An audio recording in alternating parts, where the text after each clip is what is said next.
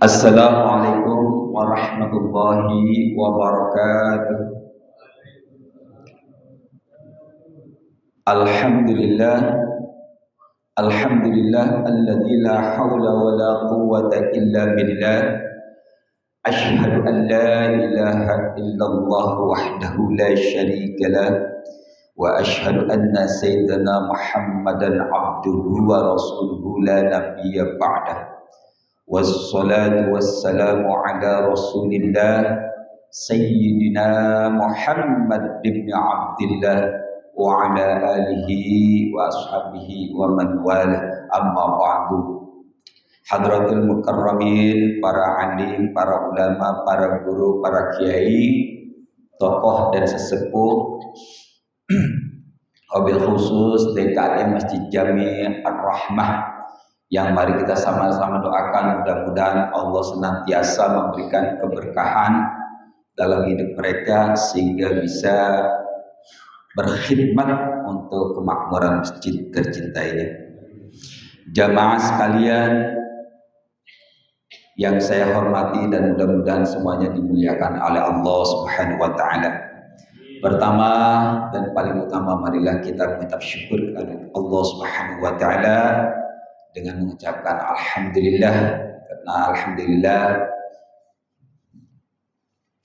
kita semua ditunjuk, diberikan taufik oleh Allah Subhanahu wa taala kekuatan untuk melangkah ke masjid untuk melaksanakan sholat subuh berjamaah, yang Allah tegaskan bahwa sholat subuh berjamaah itu disaksikan oleh para malaikat.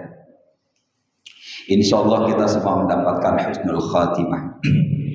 Salawat serta salam semoga senantiasa tercurah dari junjungan Nabi besar Muhammad Sallallahu Alaihi Wasallam kepada para keluarganya, para sahabatnya, dan mudah-mudahan salawat serta salam itu juga tercurah kepada kita semua sebagai pengikutnya.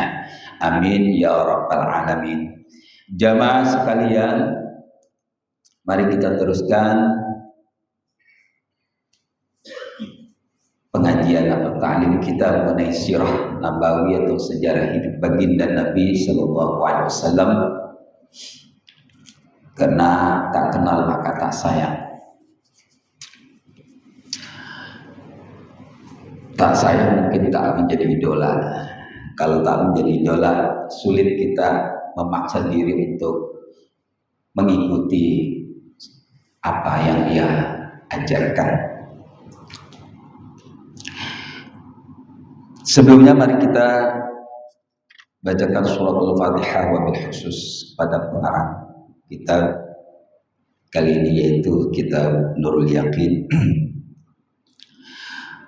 Al-Fatihah bil qubul ala sayyidir rasul wa khususan ila musannif hadzal kitab Syekh Al-Hudri an-Nawawi ala darajati bil jannah wa nafa'ana Allah bi ulumihi wa anwarihi fid dharain wa ila jami'ir rahimin al-jamaah. Al-Fatihah. A'udzu billahi minasy syaithanir rajim. Bismillahirrahmanirrahim. Alhamdulillahi rabbil alamin arrahmanir rahim maliki yaumiddin.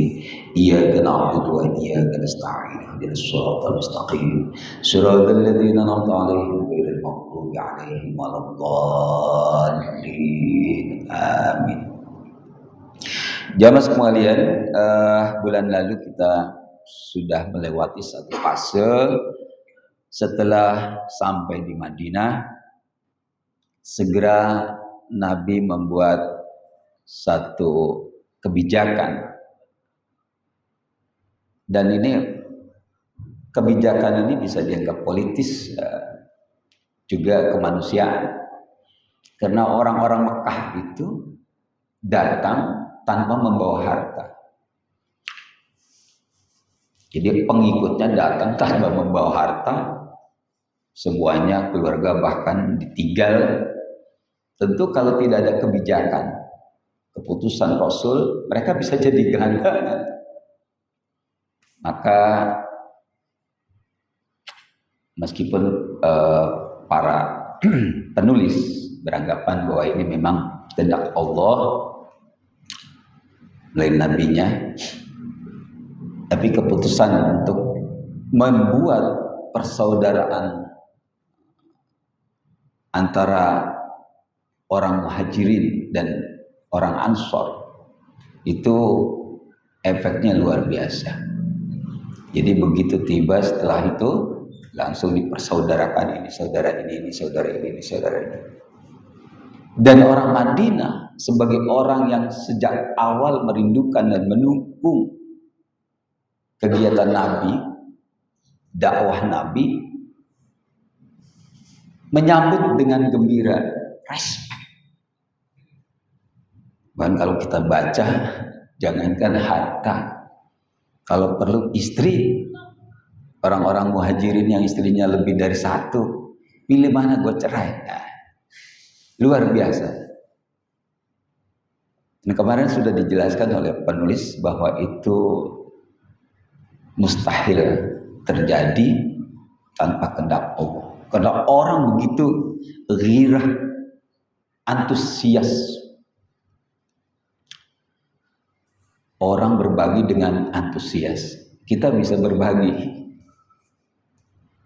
Tapi ya begitu. Kita teruskan. Bismillahirrahmanirrahim. Qala al-musannif rahimahullah wa nafa'ana Allah bi'ulumihi fid dharain. Hijratu ahlul baiti. Hijrahnya keluarga Nabi ahlul bait. Jadi ada perbedaan antara ahlul bait dan qurba.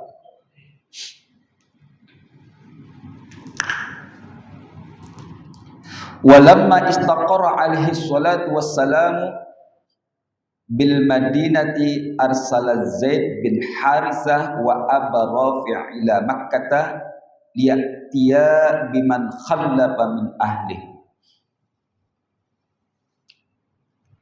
Ketika Nabi sudah tinggal, sudah menetap, dia tidak dijelaskan seberapa menetap.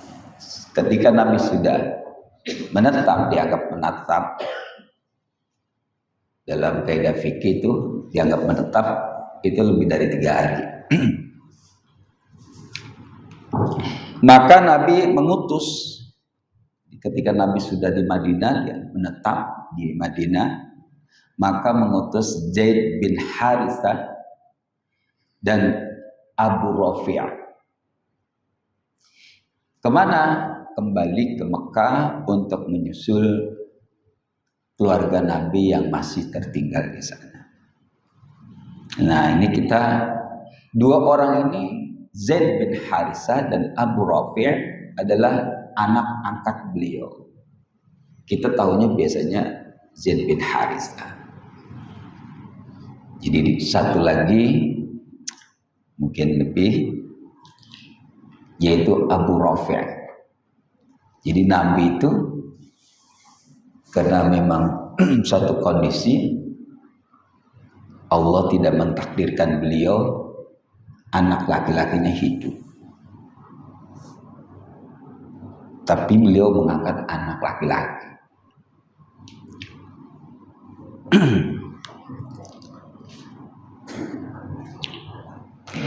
Nah ini bagian dari sunnah juga, ngangkat anak, diadopsi, mengadopsi. Jadi mengadopsi itu bukan berarti harus tidak punya anak. Nabi punya anak perempuannya hidup, tapi tetap mengadopsi. Cuma mengadopsinya tetap pakai maulaya sebutannya, bukan anak. Wa arsala ma'ahuma Abdullah bin Uraiqid yadulluhuma 'ala tariqi. Jadi tidak diceritakan kemarin waktu hijrah bersama Uraiqid. Uraiqid ini belum muslim. Jadi Abdullah bin Uraiqid ini penunjuk jalan belum muslim. Ya, tidak diceritakan, tapi memang kesononya muslim. Nah, ketika nyusul ini tidak diceritakan apakah dia dalam kondisi sudah Islam atau belum. Dan tidak diceritakan apakah pengantar itu setelah ngantar Nabi pulang. Kalau dari sini perkiraan kita berarti dia juga ikut tinggal.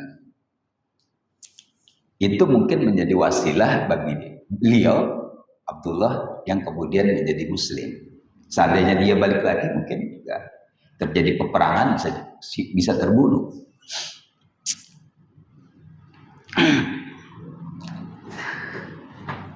Jadi dua orang anak angkat beliau diminta balik ke Madinah untuk menyusul keluarga beliau yang masih berada di sana. Faqaddama bi Fatimata wa ummi Kulsuma. Ini ada, jadi ini jamid ya, jadi dibacanya meskipun jar itu fathah. Wa ummi Kulsuma bintaihi alaihi salatu wassalam.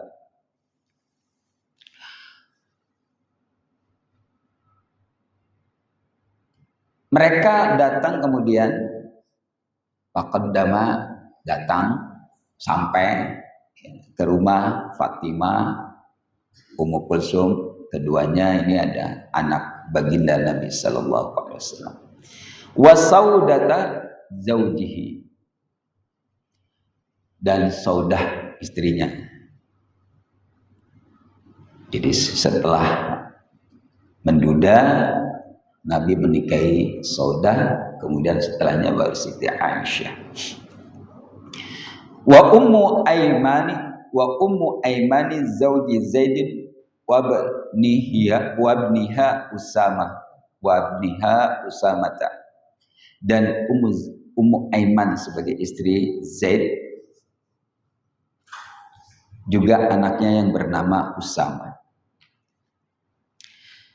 Amma Zainabu pamana'aha zaujuha Abul As bin Ar-Rabi'. Sementara anak baginda Nabi yang lain yaitu Zainab itu dilarang ikut hijrah. Jadi sudah didatangi tapi dilarang oleh suaminya Abul As bin Ar-Rabi'. Wa kharaja ma'al jami' Abdullah bin Abi Bakr bi ummi Rumman zauji abihi. Nah, di sini ada yang tertinggal yaitu Ummu Ruqayyah. Dijelaskan dalam catatan kaki, Ummu Ruqayyah itu sudah ikut hijrah tapi ke Habasyah. Jadi ketika ada operasi penyusulan keluarga Nabi, itu disusul, kedudukan Ruqayyah bukan Ummu Ruqayyah. Ruqayyah itu sudah ada di Habasyah, ikut hijrah yang pertama bersama suaminya yaitu Utsman bin Affan.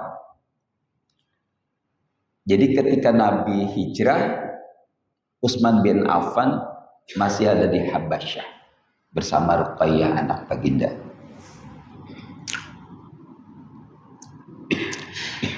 Kemudian mereka keluar bersama Abdullah bin Abu Bakar. Kemudian Ummu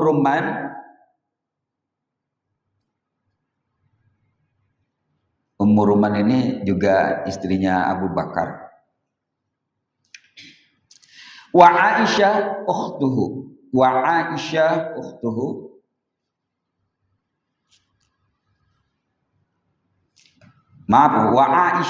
ukhtihi. Kemudian Aisyah yaitu saudaranya Abdullah yang menjadi istri baginda sallallahu alaihi wasallam. Wa Asma'a zauji Zabir bin Al-Awwam. Kemudian Asma yaitu istrinya Zabir bin Al-Awwam. Wa kanat hamilan bi ibniha Abdullah. Dia dalam keadaan hamil anaknya yang kemudian dinamai Abdullah. Wa huwa awwalu mauludun lil muhajirin bil Madinah. Sehingga menjadi catatan penting bahwa kemudian ini menjadi orang yang pertama dari kaum muhajirin yang melahirkan di Madinah. Jadi sedetail itu ada sejarah dicatat. Jadi kalau seandainya ada penolakan bahwa ini fiktif gitu, sedetail itu dicatatnya. Sementara di kalangan Ansor, yaitu yang lahir setelah hijrah, artinya tahun awal pada saat hijrah atau fi awalin hijrah, yaitu An-Nu'man bin Bashir. Jadi ada dua orang yang lahir saat hijrah, pada fase hijrah ke Madinah, yaitu yang dari Muhajirin Abdullah bin Al-Awwam ya, Abdullah bin Zabir, kemudian Nu'man bin Bashir. Berikutnya humma al-Madinati, demam di Madinah. Jadi setelah sekian lama, beberapa hari mungkin, entah karena kecapean, orang-orang Madinah, terutama yang muhajirin, yang dari Mekah, demam. Walam yakun hawaul Madinati fil bad'i muwaqifan lil muhajirina min ahli Makkah. Penulis menyatakan berdasarkan riwayat bahwa ternyata saya belum ke Mekah atau Madinah. Mudah-mudahan sempat.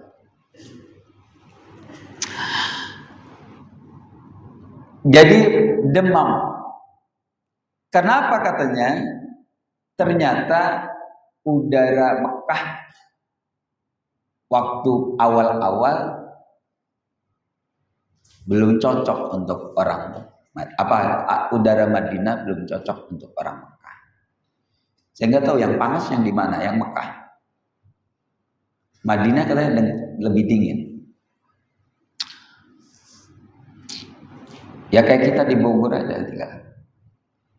Kalau awal-awal, apalagi baru, orang Serang, jangan Pandeglang, masih Sarang, atau Tangerang lah, Pasar Kemis, tinggal di Bogor, atau di Bandung gitu. Seminggu aja, pasti kira-kira demam gitu. Fa'asaba katsiran min humul humma. Jadi orang-orang muhajirin itu kemudian menderita, jadi banyak yang menderita demam. Wa kana Rasulullah sallallahu alaihi wasallam ya'uduhum falamma syakau ilahil amru qala. Dan Rasul jenguk satu-satu. Jadi orang muhajirin yang sakit itu jenguk. Begitu mereka ngeluh, Rasul berdoa, Allahumma habbib ilaina al-Madinatu kama habbabta ilaina Makkatu wa asyad. Ya Allah, jadikan kami cinta terhadap Madinah seperti Engkau berikan kecintaan kami terhadap Makkah, dan juga jadikan lebih kuat. Jadi entah kangen, entah gelisah, entah cocok. Jadi doa Nabi ini mewakili. Jadi bukan hanya soal udara.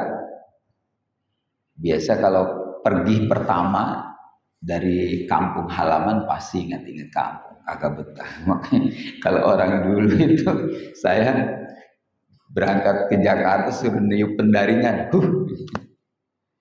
supaya lupa. Karena orang kalau masih ingat kampung halaman yang dia tinggalkan, itu hidupnya gelisah juga. Jadi doa Nabi ini. Wa barik lana fi muddiha wa fi sa'iha, dan berikan keberkahan pada mud. Ini ukuran-ukuran untuk gandum, sa'. Jadi di takaran-takaran dan timbangan-timbangannya, Nabi doakan, ya Allah berikan keberkahan. Sehingga kalau itunya berkah, makanannya berkah, hidupnya insya Allah tenang. Wankul waba'aha ilal juhbah. Nah ini. Kenapa Nabi menyebut ini? Pindahkan demam ini ke juhbah. Di doa nih, bagian dari doa. Bukan berarti suruh sono, pergi-pergi. Nabi nyebut kota ya, Juhbah. Nah, iya. Jadi ini ada keterangan kira-kira 140 km dari kota Mekah. Juhbah. Pastajaballahu jalla wa ala da'watihi wa ashal muhajiruna fil madinati bisalam. Maka Allah mengistijabah, menjawab, mengabulkan doa Nabi, sehingga setelah itu dakwah Nabi berjalan, wa ashal muhajiruna, dan kehidupan orang-orang muhajirin di Madinah tenang, salam, damai. Nah, Juhbah ini sebelumnya konon katanya di dalam catatan kaki ini itu adalah mikotnya ahli Syam dan Mesir.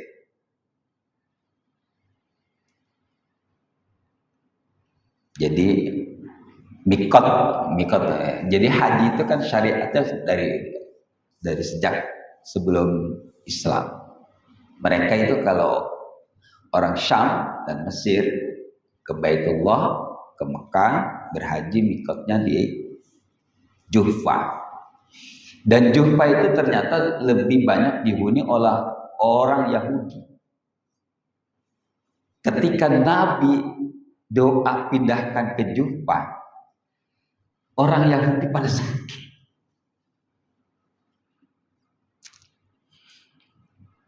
Akhirnya karena Juhbahnya dilanda huma, demam, kayak wabah gitu ya, wabah gitu. Kemudian mikot orang-orang Syam dan Mesir berubah ke Rabik. Ini karena saya belum ke sana, jadi menjelaskannya agak bingung juga saya.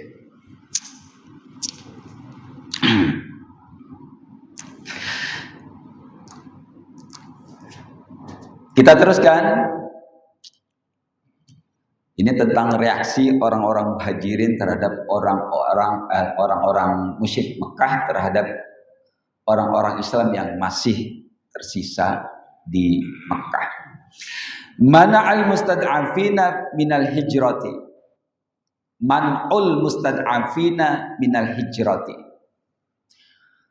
Larangan berhijrah ke Madinah bagi orang-orang mustad'afin, itu orang-orang miskin ya. Orang-orang lemah, rakyat jelata. Wa mana'a musyriku Makkah ba'dan minal muslimina minal hijrati. Orang-orang musyrik Mekah mencegah sebagian orang-orang muslim untuk hijrah. Wa habasuhum wa addabuhum, mencekal bahkan menyiksa mereka. Jadi kalau mereka mau dijagalah ketat, karena ini eksodus besar-besaran. Kalau enggak, kota Mekah bisa sepi. Kalau kota Mekah bisa sepi, hancur itu perekonomian Mekah.